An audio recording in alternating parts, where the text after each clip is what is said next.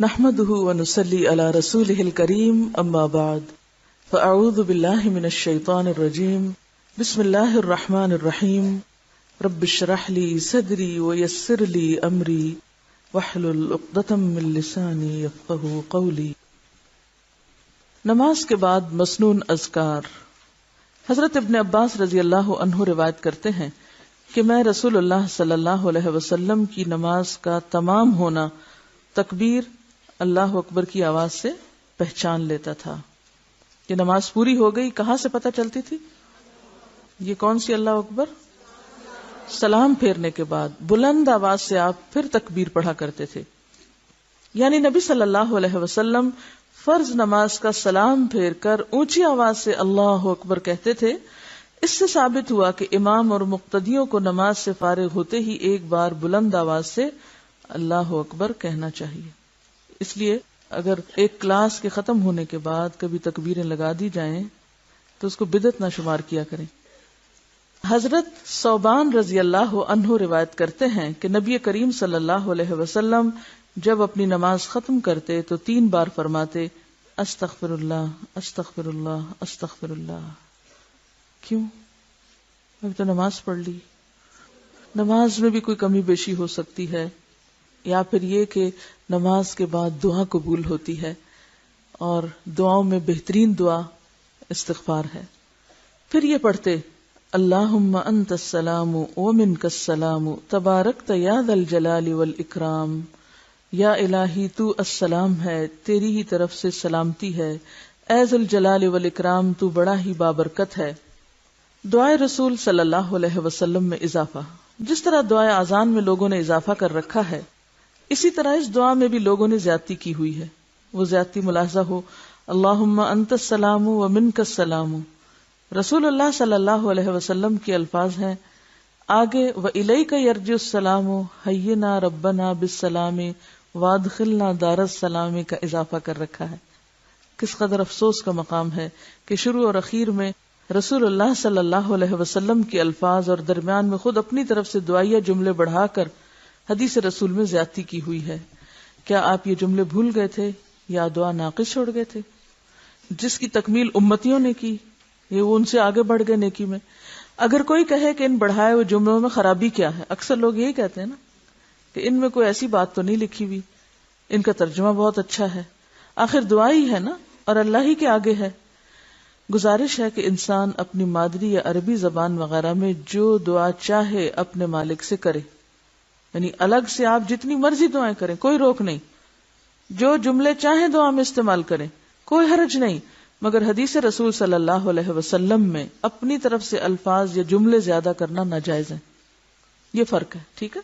یعنی دعا مانگنے میں کوئی حرج نہیں، آپ ایک دفعہ یہ دعا پوری کر لیں، اس کے بعد آپ 20 جملے اس طرح کے پڑھیں، بیٹھ کے اپنی طرف سے پڑھ سکتے ہیں، مانگ سکتے ہیں دعائیں، لیکن جو آپ کے الفاظ ہیں اس کے ساتھ مت سابقے اللہ کے جوڑیں، اس کو اتنا ہی رہنے دیں تاکہ جو لوگ اتنا پڑھنا چاہیں وہ اتنا پڑھ سکے۔ آپ کی ایجاد کردہ دعا ان کے اوپر ایک بوجھ نہ بنے، کیونکہ اس سے کیا نقصان ہوتا ہے؟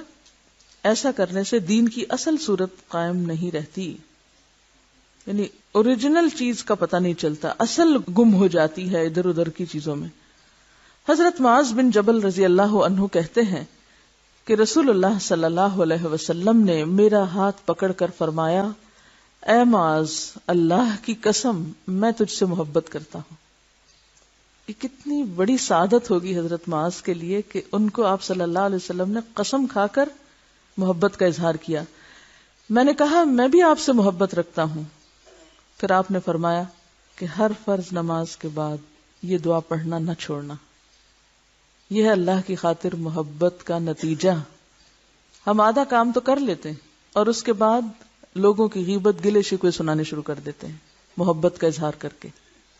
یہ کس قسم کی محبت ہوتی ہے کہ جس میں آپ صرف لوگوں کی برائیاں ہی بیان کرتے رہیں، خود بھی گناہگار ہوں اور دوسروں کو بھی گناہگار کریں؟ تو اللہ کے رسول صلی اللہ علیہ وسلم نے جب حضرت معاذ سے محبت کا اظہار کیا اور جواباً معاذ نے بھی کیا، تو آؤٹ کم کیا تھا اس محبت کا؟ کہ پھر یہ دعا نہ بھولنا ہر نماز کے بعد۔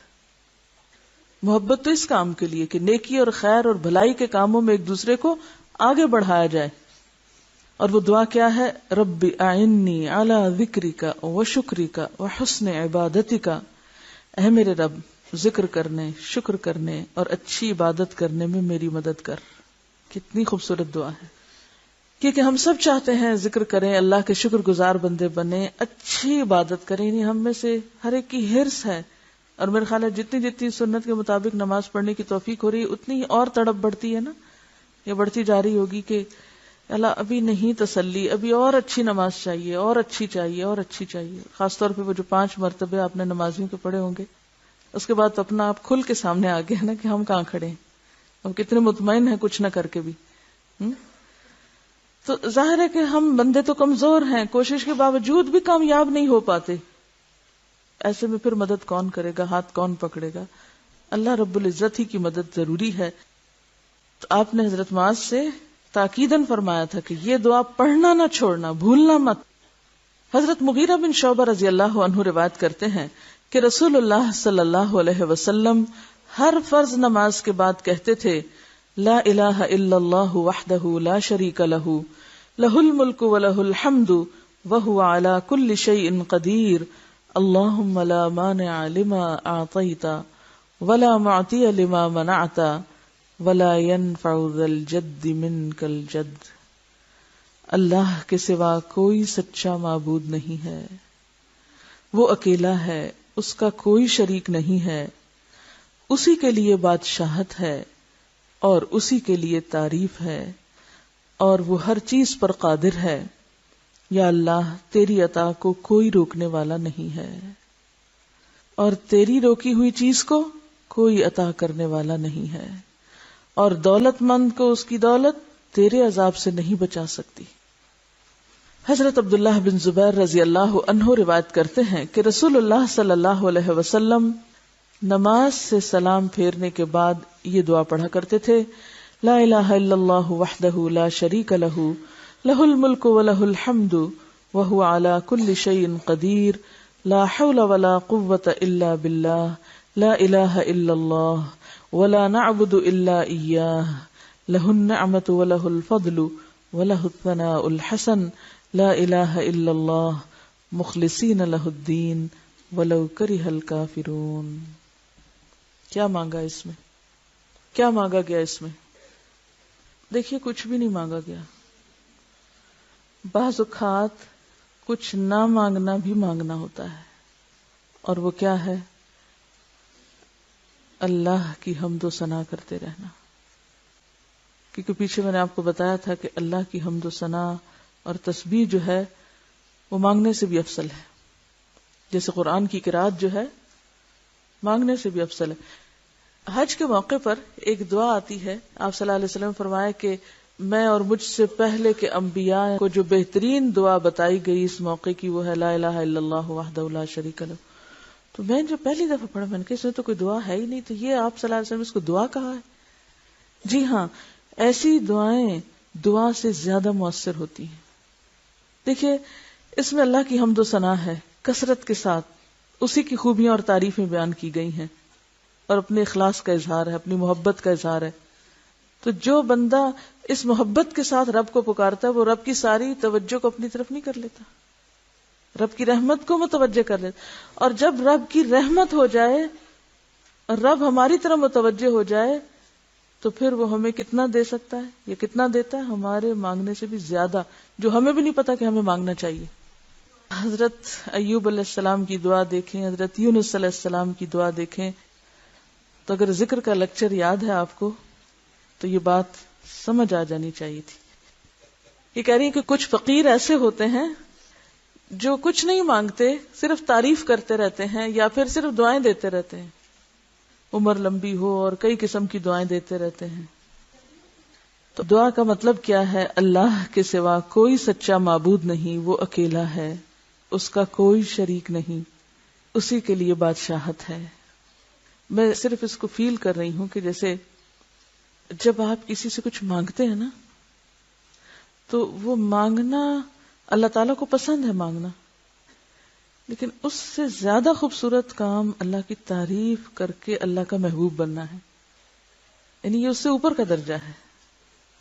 تھوڑی دیر کے لیے سوچئے، ایک شخص آپ کے پاس آتا ہے اور آپ سے کوئی فیور چاہتا ہے اور ڈائریکٹ کہتا ہے مجھے آپ سے یہ فیور چاہیے، اور ایک شخص آ کے صرف آپ کے کسی احسان کی شکر گزاری کرتا ہے، تو ہو سکتا ہے کہ وقتی طور پر آپ کو یا اس کو سمجھ نہ آئے کہ وہ کیا چاہتا ہے آپ سے، لیکن آپ کا دل ضرور اس کی طرف متوجہ ہوگا. کیوں اللہ تعالیٰ نے فرمایا لئن شکرتم لأزیدنکم. اگر صرف نعمتوں کا شکر ادا کرنے کی توفیق ہو گئی نا تو مانگے بنا بھی نعمتوں میں اضافہ ہو جائے گا. مانگے بنا صرف شکر گزار بن جائیں، اور یہی سب سے مشکل کام ہے. بھائی جو اللہ کی حمد و ثنا کی گئی ہے یہ سب شکر گزاری ہے کہ مظہر ہے. جب آپ کو کسی سے محبت ہوتی ہے، کوئی اچھا لگتا ہے یا کسی پہ پیار آتا ہے تو خود بخود اس کو دینے کو دل چاہتا ہے. اگر اللہ تعالیٰ کو ہم پر رحم آ گیا پھر کسی بھی چیز سے محرومی باقی نہیں رہے گی. اب آپ اس کا ترجمے کو غور سے ذرا دیکھیے کہ کس انداز میں اللہ کی تعریف کی گئی ہے. اللہ کے سوا کوئی سچا معبود نہیں، وہ اکیلا ہے، اس کا کوئی شریک نہیں، اسی کے لیے بادشاہت ہے اور اسی کے لیے تعریف ہے، اور وہ ہر چیز پر قادر ہے. گناہوں سے رکنا اور عبادت پہ قدرت پانا صرف اللہ کی توفیق سے ہے. خود کو کوئی کریڈٹ نہیں دیا جا رہا کہ اللہ میں یہ اور یہ کرتا ہوں. اللہ کے سوا کوئی سچا معبود نہیں اور ہم صرف اسی کی عبادت کرتے ہیں. ہر نعمت کا مالک وہی ہے. کیا خوبصورت بات ہے. کوئی بھی نعمت مانگنے اور طلب کرنے کی بجائے کیا کہا جا رہا ہے؟ سب کچھ تو تیرے ہاتھ میں ہے، ہر نعمت کا مالک وہی ہے، سارا فضل اسی کی ملکیت ہے. یعنی فضل اور نعمتیں صرف اسی کی طرف سے ہیں، اسی کے لیے اچھی تعریف ہے. اللہ کے سوا کوئی معبود نہیں، ہم صرف اسی کی عبادت کرتے ہیں اگرچہ کافر برا منائے. یہ جو بات ہے نا آخری، اگرچہ کافر برا منائے پھر بھی ہم اسی کی عبادت کرتے ہیں، یہ کس چیز کو ظاہر کر رہا ہے؟ ایمان کی مضبوطی اور اللہ سے والہانہ محبت کا اظہار کہ خواہ کسی کو اچھا نہ بھی لگے یار اب پھر بھی ہم تیری عبادت کریں گے. اب آپ دیکھیے، پھر آپ اس کو ذرا عام موقع کی مناسبت سے سمجھیے کہ کوئی شخص آپ کے پاس آ کے کہتا ہے کہ آپ کے پاس میرا آنا فلاں کو پسند نہیں، لیکن مجھے اس کی پرواہ نہیں، وہ نہ بھی پسند کرے پھر بھی میں آپ کے پاس آتا رہوں گا. یہ کیا انداز ہے نا کہ یار اب تیرے سامنے میرا جھکنا لوگوں کو پسند نہیں، تیرا بندہ بننا لوگوں کو نہیں اچھا لگتا. ایسا ہوتا ہے؟ کبھی ہوا ایسا کہ اللہ کا بندہ بننا لوگوں کو پسند نہ آئے؟ پھر آپ کہیں یا رب چاہے لوگوں کو اچھا نہ لگے پھر بھی میں تیری اطاعت کرتا رہوں گا، پھر بھی تیری ہی طرف آؤں گا، پھر بھی تیرا ہی بنوں گا. آپ خود سوچیں کہ یہ کلمات کیا وزن رکھتے ہیں، کیا معنی رکھتے ہیں، اس کے پیچھے کیسے جذبات ہیں ایک بندے کے. لیکن چونکہ ہم سوچ سمجھ کے نہیں پڑھتے، ایسے ہی پڑھ جاتے ہیں. مخلصین لہ الدین ولو کرہ الکافرون. رسول اللہ صلی اللہ علیہ وسلم نماز کے بعد ان کلمات کے ساتھ اللہ کی پناہ پکڑتے تھے. اللہم انی اعوذ بک من الجبن واعوذ بک من البخل واعوذ بک من ان ارد الى ارذل العمر واعوذ بک من فتنۃ الدنیا وعذاب القبر. اے اللہ میں بزدلی اور کنجوسی سے تیری پناہ چاہتا ہوں. دیکھیں سب سے پہلے کیا مانگا جا رہا ہے نا، یعنی مانگنے کی چیزوں میں پہلے پچھلی چیزیں تو سب کیا ہیں؟ حمد و ثنا، تعریف. اور جو مانگنے کی چیز ہے وہ یا اللہ اس بزدلی اور کنجوسی اور بخل سے مجھے بچا، اور اس بات سے بھی تیری پناہ چاہتا ہوں کہ مجھے رذیل عمر، ارذل العمر یعنی زیادہ بڑھاپے کی طرف پھیرا جائے. اور اسی طرح میں دنیاوی فتنوں اور عذاب قبر سے بھی تیری پناہ چاہتا ہوں. حضرت ابو ہریرہ رضی اللہ عنہ کہتے ہیں کہ رسول اللہ صلی اللہ علیہ وسلم نے فرمایا اس شخص کے تمام گناہ معاف کر دیے جائیں گے خواہ سمندر کی جھاگ کے برابر ہوں، جو ہر فرض نماز کے بعد یہ پڑھے سبحان اللہ 33 بار، الحمدللہ 33 بار، اللہ اکبر 33 بار، اور ایک بار لا الہ الا اللہ وحدہ لا شریک لہ لہ الملک ولہ الحمد وہو علی کل شیء قدیر. اللہ ہر عیب سے پاک ہے، ساری تعریف اللہ کی ہے، اللہ سب سے بڑا ہے، اللہ کے سوا کوئی سچا معبود نہیں، وہ اکیلا ہے، اس کا کوئی شریک نہیں، اسی کے لیے ساری بادشاہت اور اسی کے لیے ساری تعریف ہے، اور وہ ہر چیز پر خوب قدرت رکھنے والا ہے. اس کے گناہ بخشے جائیں گے اگرچہ دریا کی جھاگ کے مانند ہو. حضرت کعب بن عجرہ رضی اللہ عنہ روایت کرتے ہیں، اب آپ دیکھیے کہ ان کلمات میں کوئی استغفار بھی نہیں پڑھا گیا، کچھ نہیں مانگا گیا. کیا ہے؟ اللہ کی تعریف، اللہ کی پاکی بیان کی گئی ہے، اللہ کا شکر ادا کیا گیا، اللہ کی بڑائی بیان کی گئی ہے. اور ایک بار الحمدللہ کہنا میزان بھر دیتا ہے، ایک بار اللہ اکبر کہنا زمین و آسمان کو نور سے بھر دیتا ہے. تو جس شخص کو یہ نصیب ہو جائے اس طرح ذکر کرنا، پھر کیوں نہ اس کے گناہ معاف ہو جائیں. حضرت کعب بن عجرہ رضی اللہ عنہ روایت کرتے ہیں کہ رسول اللہ صلی اللہ علیہ وسلم نے فرمایا، جو شخص فرض نماز کے بعد سبحان اللہ 33 بار، الحمدللہ 33 بار اور اللہ اکبر 34 بار کہے گا، وہ نامراد نہیں ہوگا، وہ نامراد نہیں ہوگا، یعنی اسے سب کچھ مل جائے گا. حضرت عقبہ بن عامر رضی اللہ عنہ روایت کرتے ہیں کہ رسول اللہ صلی اللہ علیہ وسلم نے مجھے حکم کیا کہ میں ہر فرض نماز کے بعد معوذات پڑھا کروں. معوذات اللہ کی پناہ میں دینے والی صورتیں، یہ ان صورتوں کو کہتے ہیں جن کے شروع میں قل اعوذ کا لفظ آتا ہے، انہیں معوذتین بھی کہا جاتا ہے. یعنی قرآن پاک کی آخری 2 صورتیں جو حسب ذیل ہیں، بسم اللہ الرحمن الرحیم، قل اعوذ برب الفلق من شر ما خلق ومن شر غاسق اذا وقب ومن شر النفاثات في العقد ومن شر حاسد اذا حسد. اللہ کے نام سے شروع کرتا ہوں جو بہت رحم کرنے والا نہایت مہربان ہے. کہو میں پناہ مانگتا ہوں صبح کے رب کی، ہر اس چیز کے شر سے جو اس نے پیدا کی ہے، اور اندھیری رات کے شر سے جبکہ وہ چھا جائے، اور گرہوں میں پھونکنے والیوں کے شر سے یعنی جادو ٹونا کرنے والوں کے شر سے، اور حاسد کے شر سے جبکہ وہ حسد کرے. بسم اللہ الرحمن الرحیم، قل اعوذ برب الناس ملک الناس الہ الناس من شر الوسواس الخناس الذی یوسوس فی صدور الناس من الجنۃ والناس. اللہ کے نام سے شروع کرتا ہوں جو بہت رحم کرنے والا نہایت مہربان ہے. کہو میں پناہ مانگتا ہوں لوگوں کے رب کی، لوگوں کے مالک کی، لوگوں کے معبود کی، اس وسوسہ ڈالنے والے کے شر سے جو بار بار پلٹ کر آتا ہے، جو لوگوں کے دلوں میں وسوسے اور برے خیالات ڈالتا ہے، خواہ وہ جنوں میں سے ہو یا انسانوں میں سے.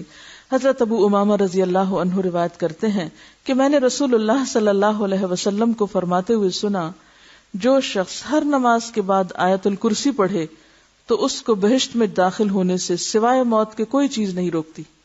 ہر فرض نماز کے بعد آیت الکرسی، اللہ لا الہ الا ہو الحی القیوم لا تأخذہ سنۃ ولا نوم لہ ما فی السماوات وما فی الارض من ذا الذی یشفع عندہ الا بإذنہ یعلم ما بین ایدیہم وما خلفہم ولا يحيطون بشيء من علمه إلا بما شاء وسع كرسيه السماوات والأرض ولا يؤوده حفظهما وهو العلي العظيم.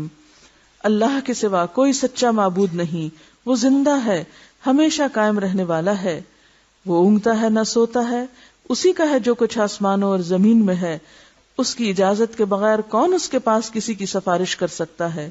وہ جانتا ہے جو کچھ ان سے پہلے گزرا اور جو کچھ ان کے بعد ہوگا، اور لوگ اس کے علم میں سے کسی چیز کا احاطہ نہیں کر سکتے، یعنی معلوم نہیں کر سکتے، مگر جتنا وہ چاہتا ہے اتنا علم جسے چاہتا ہے دے دیتا ہے. اس کی کرسی نے آسمانوں اور زمین کو گھیر رکھا ہے، اور ان دونوں کی حفاظت اس کو تھکاتی نہیں. وہ بلند و بالا بڑی عظمتوں والا ہے. رسول اللہ صلی اللہ علیہ وسلم نے فرمایا، جو شخص رات کو سوتے وقت آیت الکرسی پڑھ لیتا ہے تو اللہ کی طرف سے اس کے لیے محافظ مقرر کر دیا جاتا ہے، اور طلوع فجر تک شیطان اس کے قریب نہیں آتا. اللہم اصلح لی دینی الذی جعلتہ لی عصمتا واصلح لی دنیای التي جعلت فیہا معاشی. اللہم انی اعوذ برضاک من سخطک واعوذ بعفوک من نقمتک واعوذ بک منک لا مانع لما اعطیت ولا معطی لما منعت ولا راد لما قضیت ولا ينفع ذا الجد منک الجد. اے اللہ میرے لیے میرا وہ دین سنوار دے جس کو تو نے میری حفاظت کا ذریعہ بنایا ہے، اور میری دنیا بھی سنوار دے جس میں تو نے میری روزی پیدا کی ہے. اے اللہ میں تیری خوشنودی کے ساتھ تیرے غصے سے، تیری معافی کے ساتھ تیرے عذاب سے، تیرے کرم کے ساتھ تیری سزا سے پناہ مانگتا ہوں۔ جو چیز تو عطا کرے اسے کوئی روکنے والا نہیں ہے، اور جو چیز تو روکے اسے کوئی عطا کرنے والا نہیں، تیرے فیصلے کا کوئی ٹالنے والا نہیں، اور کسی دولت مند کو اس کی دولت تیرے عذاب سے نہیں بچا سکتی۔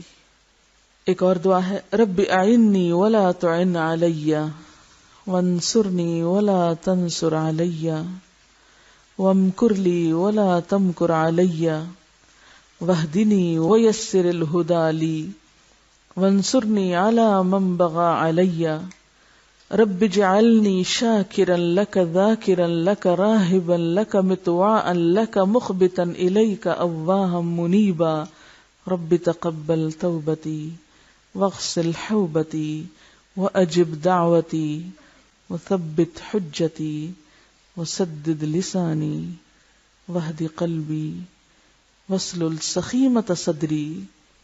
بہت ہی خوبصورت دعا ہے یہ۔ اے رب تو میری مدد کر اور میرے خلاف مدد نہ کر، مجھے غالب کر، کسی کو مجھ پہ غالب نہ کر، مجھے تدبیر بتا اور میرے دشمنوں کو میرے خلاف تدبیر نہ بتا، مجھے ہدایت دے اور ہدایت میرے لیے آسان کر دے، اور میرے اوپر ظلم کرنے والوں کے خلاف میری مدد فرما۔ اے میرے رب مجھے اپنا شکر کرنے والا، اپنا ذکر کرنے والا، اپنے سے ڈرنے والا، اپنا حکم ماننے والا، اپنے سامنے گڑ گڑانے والا اور اپنی طرف عاجزی سے رجوع کرنے والا بنا دے۔ اے میرے رب میری توبہ قبول فرما، میرے گناہ دھو ڈال، میری دعا قبول کر لے، میری دلیل ثابت رکھ، میری زبان سیدھی کر، میرے دل کو ہدایت سے نواز اور میرے سینے سے کینہ نکال دے، یعنی بندوں کا حسد اور بغض اور نفرت، کیونکہ وہ بندوں سے زیادہ تو خود مجھے کو تکلیف دیتا ہے نا۔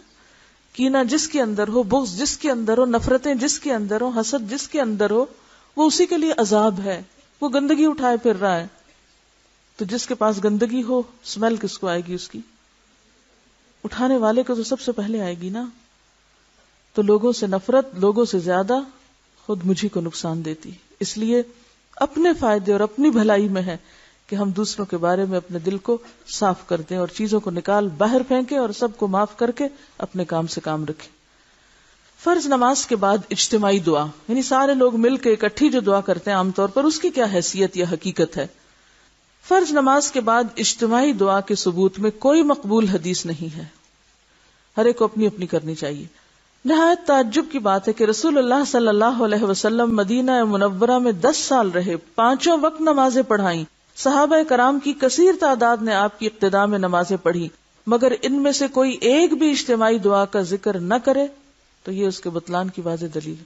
یعنی کوئی سنت طریقہ نہیں ہے کہ فرض نماز پڑھ کے پھر امام دعا مانگے اور سب پیچھے پیچھے آمین کہے۔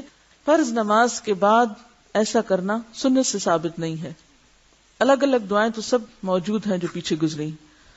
مولانا عبد الرحمن مبارک پوری کہتے ہیں کہ اگر کوئی انفرادی طور پر نماز کے بعد ہاتھ اٹھا کر دعا مانگ لیتا ہے تو اس میں کوئی حرج نہیں۔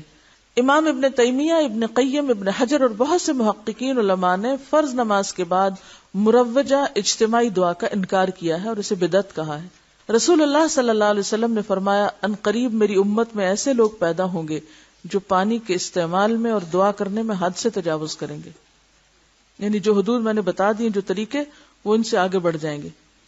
اجتماعی دعا کی دلیل میں بیان کی جانے والی تمام روایات ضعیف ہیں، تفصیل حسب ذیل ہے۔ حضرت انس رضی اللہ عنہ سے روایت ہے کہ جو بندہ ہر نماز کے بعد اپنے دونوں ہاتھ پھیلا کر دعا کرے، اللہ تعالیٰ اس کے ہاتھوں کو نامراد نہیں لوٹاتا۔ اس کی سند میں اسحاق بن خالد ہے جو منکر احادیث روایت کرتا ہے۔ امام احمد بن حنبل فرماتے ہیں کہ اس کے ایک اور راوی عبدالعزیز بن عبد الرحمن کی خصیف سے بیان کردہ روایات جھوٹی اور من گھڑت ہوتی ہیں۔ خصیف کا انس سے سوا معلوم نہیں، علاوہ ازیں اس روایت میں اجتماعی دعا کا کوئی ذکر نہیں۔ یزید بن اسود عامری کہتے ہیں کہ رسول اللہ صلی اللہ علیہ وسلم نے نماز فجر کا سلام پھیرا اور دونوں ہاتھ اٹھا کر دعا مانگی۔ اس حدیث کی سند حسن ہے، مگر عبید اللہ رحمانی مرحوم لکھتے ہیں کہ کتب احادیث کے اندر اصل حدیث میں ورفع یدیہ فدعا، دونوں ہاتھ اٹھا کر دعا مانگی کے الفاظ موجود نہیں ہیں۔ علاوہ ازیں اس میں بھی اجتماعی دعا کا ذکر نہیں۔ حضرت عبداللہ بن عمر اور عبداللہ بن زبیر دعا کرتے تھے اور آخر میں اپنی دونوں ہتھیلیاں اپنے منہ پر پھیرتے تھے۔ اس سلسلے میں پیش کی جانے والی تقریباً تمام روایات نہ صرف یہ کہ سخت ضعیف ہیں بلکہ ان میں اجتماعی دعا کا ذکر تک نہیں۔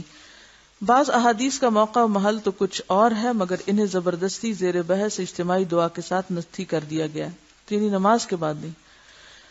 کیا فرض نمازوں کے بعد ہاتھ اٹھا کر اجتماعی دعا کرنا بدعت ہے؟ اس سلسلے میں درج ذیل امور قابل غور ہیں۔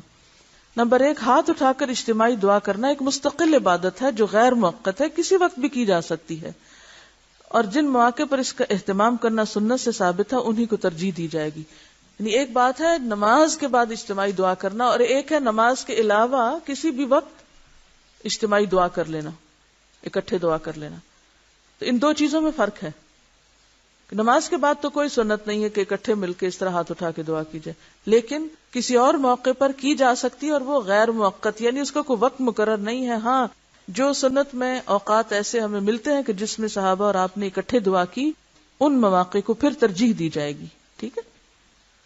نمبر 2، جو عبادت ہر وقت جائز ہو، اگر آپ اپنی سہولت کے لیے اسے کسی خاص وقت میں روزانہ کرنا چاہتے ہیں تو اصولی طور پر یہ بھی جائز ہے۔ ٹھیک ہے، یعنی جو عبادت کسی بھی وقت کی جا سکتی ہے، مثلا نفل پڑھے جا سکتے ہیں، دعا مانگی جا سکتی ہے ہاتھ اٹھا کے، ویسے تو اگر آپ اس کو خود اپنے ذاتی طور پر اس کی پابندی شروع کر دیں تو اس کی اجازت ہے۔ اس کی دلیل کیا ہے؟ اللہ تعالیٰ کا وہ عمل زیادہ محبوب ہے جس پر ہمیشگی کی جائے اگرچہ تھوڑا ہو، سمجھ گئے؟ لیکن کسی کے لیے یہ جائز نہیں کہ تمام جائز اوقات کو چھوڑ کر صرف ایک وقت کو عملاً فرض کا درجہ دے کر دوسرے مسلمانوں کو اس کا پابند بنائے، کیونکہ جب شریعت نے اس وقت کو مسلمانوں پر مقرر نہیں کیا تو یہ کیوں کرے؟ مثلاً اگر مختلف افراد روزانہ مختلف اوقات میں قرآن پاک کی مختلف صورتیں پڑھتے ہیں تو یہ عمل جائز ہوگا۔ کسی نے مجھے لکھ کے دیا میں ظہر کے بعد یہ صورت پڑھتی ہوں، عصر کے بعد، مغرب کے بعد، وہ اپنا ایک عمل ہے، اپنی ایک پابندی۔ جیسے آپ کو یہ کہا جا رہا ہے کہ یہ آیات جو اب آپ یاد کر رہے ہیں دن کی نمازوں میں اسے بار بار دہراتے رہیں تاکہ آپ یہ حفظ کا حصہ بھول نہ جائیں۔ اب آپ نے مقرر کر لیا میں فجر میں یہ پڑھوں گی، ظہر میں، عصر میں، مغرب میں، تو یہ آپ کا انفرادی عمل، آپ ایسا کر سکتے ہیں، ٹھیک ہے، لیکن آپ دوسروں کو پابند نہیں بنا سکتے۔ مثلا مجھے کوئی حق نہیں کہ میں آپ سب کو کہوں آج کے بعد آپ سب فجر کی نماز میں سورۃ البقرہ اتنی اور اتنی آیتیں پڑھا کریں۔ کیوں؟ یہ ایک شریعت مقرر کرنا ہے جس کا مجھے حق نہیں۔ ہاں، انڈیویجولی اگر میں اپنے لیے کوئی ایک عبادت خاص کر لیتی ہوں اپنی سہولت کے لیے تو کوئی بات نہیں، کیونکہ کوئی بھی کام اگر پابندی کے ساتھ کیا جاتا ہے تو وہ پسندیدہ کام بن جاتا ہے، لیکن دوسروں کے اوپر اسے مسلط نہیں کرنا چاہیے، اس سے دین مشکل ہوتا ہے۔ اب یہاں بھی یہ کیوں کہا جا رہا ہے کہ فرض نماز کے بعد ایسا نہ کیا جائے؟ مجھے ایک آدھ دفعہ ایسی کسی مسجد میں نماز پڑھنے کا اتفاق ہوا جن کے جو امام صاحب تھے نماز کے بعد انہوں نے دعا مانگنی شروع کر دی، اتنی لمبی دعا، اتنی لمبی دعا، معلوم نہیں کہاں کہاں کی irrelevant دعائیں۔ دیکھیں نا، دعا بھی ایک طرح سے ایک حاجت اور ایک ضرورت کو سامنے رکھ کے ہی مانگی جاتی ہے نا، کسی موقع محل کی مناسبت سے ہی مانگی جاتی ہے۔ اگر شادی کا موقع ہوگا تو آپ کیا دعا مانگیں گے کہ مجھے قبر کے عذاب سے بچا؟ اس موقع کی دعا کیا ہے؟ آپ صلی اللہ علیہ وسلم نے مختلف مواقع کی دعائیں بتائی ہیں نا جو اس موقع کی مناسبت سے مانگی گئی ہیں۔ صبح اٹھنے کی دعا رات کو سونے کی دعا سے فرق ہے یا نہیں؟ یہ تو نہیں کہ اگر آپ دعا مانگنے لگے تو آپ ہر وقت ہر ہی چیز مانگنا شروع کر دیں، اور فرض نماز کے بعد ان دعاؤں کو جو مسنون ہیں انہیں چھوڑ کر آپ معلوم نہیں کہاں کہاں دنیا بھر کے چکر لگا لیں اور ہر ایک کے لیے، اور پھر پرسنل اور انڈیویجول لوگ بھی کہہ دیتے ہیں، پھر لوگ ان کا نام لے کے وہ الگ دعائیں مانگنا شروع کر دیتے ہیں، اور اس سے باقی آڈینس کو کوئی دلچسپی نہیں ہوتی، لہٰذا وہ سب اپنی توجہ ہٹا بیٹھتے ہیں۔ اور بعض اوقات یہ ہوتا ہے کہ فرض کے بعد یکسوئی سے بندہ دعا مانگے اور اٹھ کے سنت پڑھے اور کام کو جائے، کیونکہ یہاں پر تو آپ کو جمعے کے دن چھٹی ہے، آپ جتنا مرضی مسجد میں بیٹھے رہیں۔ بعض ممالک ایسے ہیں کہ جہاں جمعے کے دن لوگ اپنے ڈیوٹی آورز میں سے 1 گھنٹہ آف لے کے، بعض اپنے پے کٹوا کے اور بعض کسی بھی اور وقت میں اس گھنٹے کو پورا کر کے وہ وقت لے کے مسجد میں آتے ہیں۔ اب ایسے ممالک میں بھی بعض ناسمجھ امام کیا کرتے ہیں کہ وہ یہ نہیں دیکھتے کہ لوگ کتنی دور سے آئے اور انہیں پھر واپس کام پہ پلٹنا ہے، انہیں نماز پڑھائیں اور فارغ کریں، اتنی دیر کا شاید خطبہ نہیں ہوتا جتنی دیر کی وہ دعا ہو جاتی ہے۔ تو اس سے کیا نقصان کیا ہوتا ہے؟ لوگ دین سے بھاگتے ہیں، وہ اگلی دفعہ وہاں نماز نہیں پڑھنے آئیں گے، اور ہو سکتا ہے کہ دوسری مسجد بہت دور ہو اور وہ سرے سے ہی نہ جائیں۔ مثلاً اگر مختلف افراد روزانہ مختلف اوقات میں قرآن پاک کی مختلف صورتیں پڑھتے ہیں تو یہ عمل جائز ہوگا، لیکن اگر کوئی مولوی صاحب یہ دعوت دینی شروع کر دے کہ تمام اہل اسلام روزانہ فجر کی نماز کے بعد 20 مرتبہ سورۃ القمر پڑھا کریں، اس کا یہ اور یہ ثواب ہے، پھر اس کے حلقے اثر میں آنے والے تمام مسلمان واقعتاً سختی کے ساتھ اس کی پابندی شروع کر دیں، تو ان کا یہ عمل محتاج دلیل بن جائے گا، دلیل لانی پڑے گی انہیں اس کے لیے۔ اگر شرعی دلیل میں اس کی صراحت آ جائے تو سنت ہوگا، ورنہ بدعت ہوگا۔ جو عبادت ہر وقت جائز ہے، اگر اسے آپ کسی خاص موقع پہ کرنا چاہتے ہیں تو احتیاطاً یہ معلوم کر لیں کہ کہیں اس موقع کے لیے شریعت نے کوئی فرض تو مقرر نہیں کیا، کیونکہ اگر اس موقع کے لیے شریعت نے کوئی فرض عائد کیا ہے تو پھر فرض ترک کر کے جائز کام میں لگے رہنا قطعاً جائز نہیں۔ مثلا نماز با جماعت کھڑی ہو اور جس نے یہی نماز جماعت کے ساتھ پہلے نہیں پڑھی، اس کے لیے جائز نہیں کہ وہ جماعت میں شامل ہونے کی بجائے سنتیں یا نوافل پڑھتا رہے۔ فرض کے وقت میں فرض پڑھے جائیں گے، کوئی درود، وظیفہ، دعا یا تلاوت کرتا رہے، کیونکہ ان جائز نیکیوں کو مؤخر کرنے کی گنجائش موجود ہے، کیونکہ موقع کے فرض کو بلا وجہ مؤخر کرنے کی قطعاً کوئی گنجائش نہیں۔ کیونکہ بعض اوقات لوگ یہ وظیفہ بتاتے ہیں نا کہ فجر کی سنتوں اور فرض کے بیچ میں کیا پڑھو، 41 بار سورۃ فاتحہ۔ دیکھیں سب کو پتا ہے، اسی لیے سب نے جواب دیا ہے۔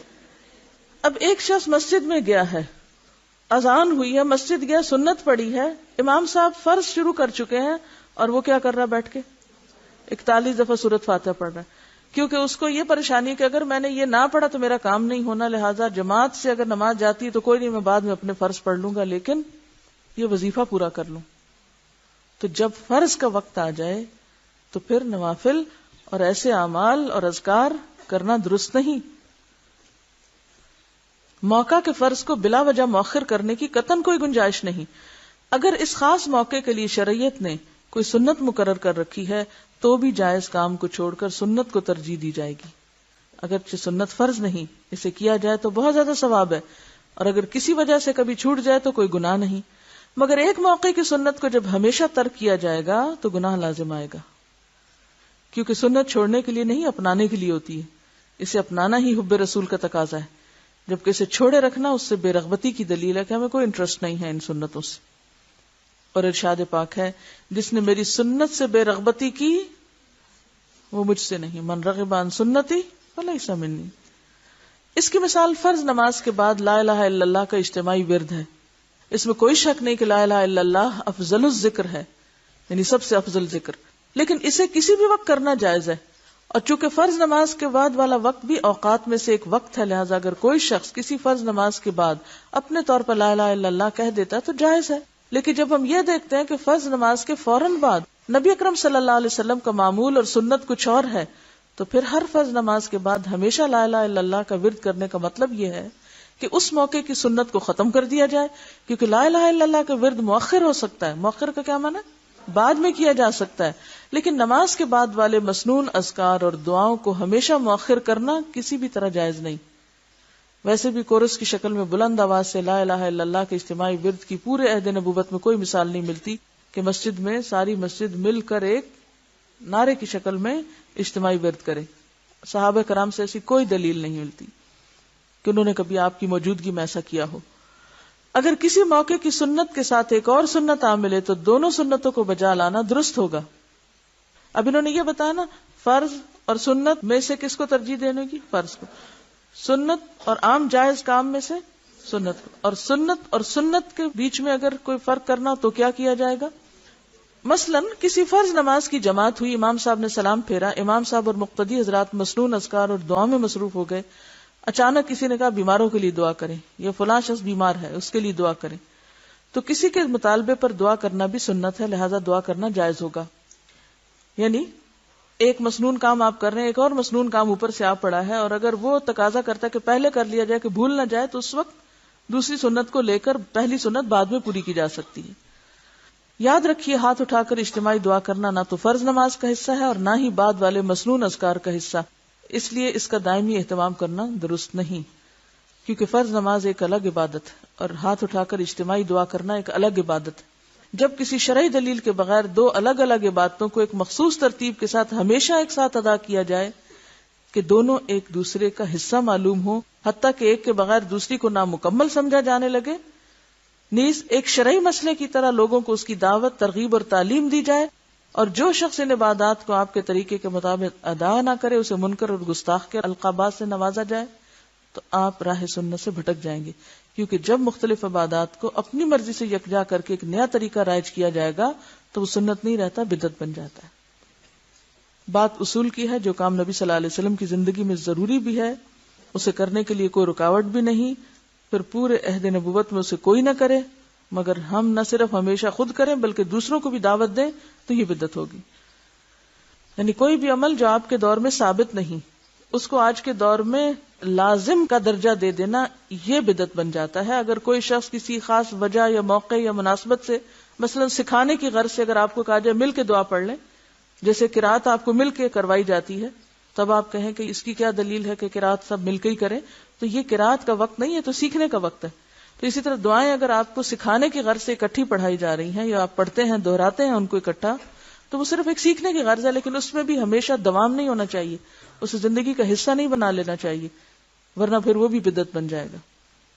سوال پیدا ہوتا ہے کہ کیا عہد نبوت میں فرض نمازوں کے بعد ہاتھ اٹھا کر دعائیں کا اجتماعی اہتمام تھا؟ اس میں کوئی رکاوٹ تھی؟ نہیں تھی۔ پھر اگر کسی فرض نماز کے بعد اس کا اہتمام نہیں کیا گیا تو اس سے معلوم ہوا کہ اس کا اہتمام نہ کرنا سنت ہے، کیونکہ ناممکن ہے کہ ایک چیز دین بھی ہو اور عہد نبوت میں کر سکنے کے باوجود اسے کوئی نہ کرے یا اسے کیا گیا ہو مگر مقبول احادیث کے وسیع ذخیرے میں وہ کہیں کسی کو نظر نہ آئے۔ انسان فطرتاً سہولت پسند ہے، اسے مسنون دعائیں یاد کرنا گناہ گزرتا ہے کیونکہ اس کی مصروفیات بہت ہیں، لہذا فرض نمازوں کے بعد یکسوئی کے ساتھ 5-6 منٹ نہیں نکال سکتا۔ اس سنت سے پہلو بچانے کے لیے متبادل ایجاد کر لیا گیا ہے کہ مولوی صاحب سلام پھیرتے ہی ہاتھ اٹھائیں، چند مسنون غیر مسنون الفاظ پر مشتمل چھوٹے چھوٹے جملے بولیں، منہ پہ ہاتھ پھیر کر تمام نمازیوں کو فارغ کر دیں، جس کے بعد وہ سب مسنون اذکار پڑھے بغیر اٹھ کھڑے ہوں۔ اس بدعت کا ہی نقصان ہے نا، البدعۃ تمیت السنہ، بدعت سنت کی موت ہے، سنت ختم کر دیتی ہے۔ جہاں بدعت آئے گی وہاں سے سنت رخصت ہو جائے گی۔ اب امام صاحب کا سب کی طرف سے پڑھتے رہنا سب لوگوں کو دین کے ایک حکم پر عمل کرنے سے ایک طرح سے روک دیتا ہے۔ جب وہ ہمارے لیے دعا کر سکتے تو ہمیں کیا ضرورت ہے مسنون ذکر سیکھنے کی؟ ہم کیوں اپنے دماغ پہ زور ڈالیں؟ ہمارے پاس وقت نہیں، باقی سب دنیا کے کاموں کے لیے وقت ہے، ایک مسنون ذکر سیکھنے کا وقت نہیں۔ حالانکہ ہم نے پڑھا کہ آپ صلی اللہ علیہ وسلم قرآن کی سورت کی طرح یہ اذکار بھی سکھایا کرتے تھے جو چند مخصوص اذکار ہیں۔ تو اس لیے ہمیں ضرور اس موقع کی مناسبت سے اپنے اعمال کا جائزہ لینا ہے۔ در حقیقت یہ دعا نہیں، رسم ہے جو انتہائی نیک نیتی سے ہر فرض نماز کے بعد ادا کی جاتی۔ اس طرح غیر شعوری طور پر ایک سنت کو مٹانے کا گناہ کیا جا رہا ہے۔ افسوس کہ لوگوں کو بدعتوں پر عمل کرنے کے لیے تو بہت وقت مل جاتا ہے مگر سنت اپنانے کے لیے وقت نہیں ملتا۔ جو شخص بدعت کی تردید کرے اسے سرے سے دعا کا منکر ہی بنا دیا جاتا ہے۔ وہ کہتے ہیں یہ تو دعا ہی نہیں کرنے دیتے، یہ تو دعا کرنے سے منع کرتے۔ اب جیسے بدعت کے طور پر قرآن پڑھنا جو ہمارے ہاں عام طور پر رائج ہو گیا، اور اس سے کوئی روکے تو کہتے ہیں وہ فلاں تو قرآن پڑھنے سے منع کرتی، اور سنت کا تارک سنی کہلاتا ہے۔ فرض نمازوں کے بعد مسنون اذکار اور دعاؤں کو چھوڑ کر ان کے متبادل کے طور پر لا الہ الا اللہ کے اجتماعی ورد اور ہاتھ اٹھا کر اجتماعی دعا مانگنے کو اس لیے بھی رواج دیا گیا ہے کہ یہ ہمارے مسلک کی علامت اور پہچان بن جائے، کیونکہ وہ باہر سے گزرتے ہوئے پتہ چل جائے گا کہ کس کی مسجد ہے جس میں یہ مخصوص ذکر ہوتا ہے۔ کیا کسی مسلک کے تحفظ کے لیے شرعی مسائل اور احکام کے ساتھ اس طرح کھیلنا جائز ہے؟ اسلام کا حکم کیا ہے؟ فرقہ واریت کو مٹایا جائے یا اسے فروغ دیا جائے؟ یعنی مخصوص امتیازی نشان بنا بنا کے اپنے آپ کو ایک جداگانہ حیثیت دی جائے؟ خلاصہ یہ ہے کہ فرض نماز کے بعد ہاتھ اٹھا کر اجتماعی دعا کرنا فی نفسی ہی جائز ہے، یعنی آپ الگ اپنی کر لیں ٹھیک ہے، لیکن اس جائز کا ٹکراؤ ایک سنت سے ہو رہا ہے، لہذا اسے اپنا معمول نہیں بنانا چاہیے، کیونکہ سنت رسول مقبول صلی اللہ علیہ وسلم ہی اس بات کا زیادہ حق رکھتی ہے کہ وہ ہر کلمہ گو مسلمان کا معمول، مسلک اور پہچان بنے۔ لہذا ہمیں عموماً انہی اذکار اور دعاؤں پر اکتفا کرنا چاہیے جن پر ہمارے نبی صلی اللہ علیہ وسلم اور ان کے صحابہ کرام ہمیشہ اکتفا کرتے رہے۔ اللہ تعالی ہم سب کو اس کی توفیق دے۔ یاد رہے کہ امام کے سلام پھیرنے سے جماعت ختم ہو جاتی ہے مگر نمازیوں کا اجتماع ختم نہیں ہوتا، بلکہ ہر نمازی اپنی اپنی جگہ بیٹھ کر عموماً ایک ہی قسم کے مسنون الفاظ پڑھ رہا ہوتا ہے۔ یہی نماز با جماعت کے بعد اجتماعی دعا کا مسنون تصور ہے، اسی پر سلف صالح کا عمل رہا ہے۔ لیکن یہ بات کہ امام اور مقتدی حضرات لازماً ہاتھ اٹھائیں اور مروجہ انداز میں مختصر سی رسم ہے، دعا ادا کر کے نمازی کو فارغ کریں، تو یہ درست نہیں۔ اب اس میں آپ کے ذہن میں ہو سکتا ہے ایک سوال یہ آ رہا ہو کہ کیا اس موقع پر ہم اپنی کوئی اور دعا نہیں کر سکتے، یعنی صرف یہی ذکر کرنے ہوں گے، یا پھر ہم اردو میں یا پنجابی میں یا اپنی کسی زبان میں کچھ اور مانگ سکتے ہیں یا نہیں؟ تو مسنون اذکار پڑھنا ویسے تو کافی ہے ساری ضروریات کو، لیکن اگر کوئی خاص مسئلہ ہے، دکھ، تکلیف، پریشانی، بیماری، کوئی بھی آپ کی خاص حاجت یا دعا ہے، تو آپ وہ اپنی زبان میں بھی مانگ سکتے ہیں، اس کا مانگنا منع نہیں ہے، ٹھیک ہے؟ لیکن عام طور پر اگر یہ مانگنے کی توفیق ہو گئی تو گویا آپ نے سب کچھ مانگ لیا، اور یہ بھی کافی ہو جائے گا۔ وآخر دعوانا ان الحمد للہ رب العالمین، سبحانک اللہم وبحمدک، نشہد ان لا الہ الا انت، نستغفرک ونتوب الیک۔